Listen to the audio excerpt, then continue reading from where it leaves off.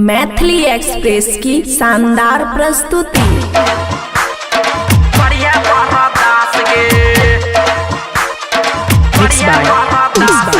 DJ राजा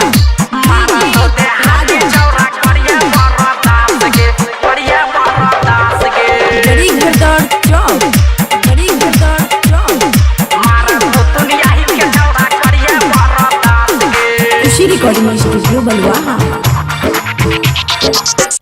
रजनी बास छौरी काट जाची घास गे ख्याका रजनी बास छौरी ख्याका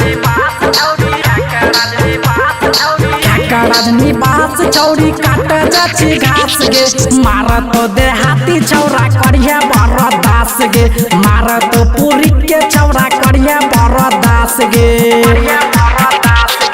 ऊपर से तेल देबो नीचा बस ठेल गे ऊपर से तेल देबो गछड़िया ऊपर से तेल देबो नीचा बस ठेल गे मारा तो देहाती छौरा करिया बरदास गे मारा तो दुनिया ही के छौरा करिया बरदास गे।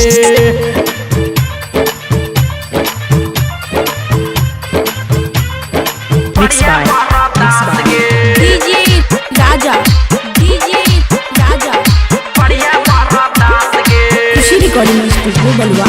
बड़ी घरदार चौक, बड़ी घरदार चौक।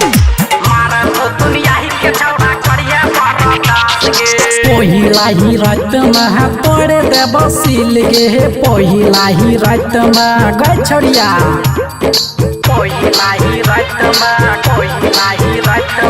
पहिला ही रात में तोड़े देव सिल गे दौड़त के मारा मन करिया न छोट गे करिया न छोट गे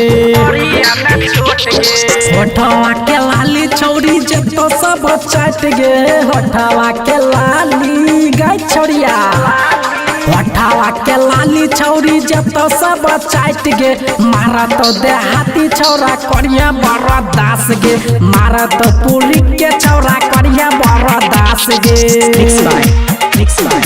डीजे राजा खुशी रिकॉर्डिंग स्टूडियो बलुआ। चोलिया के चीज से खेलब फुटबॉल गे चोलिया के चीज से गछड़िया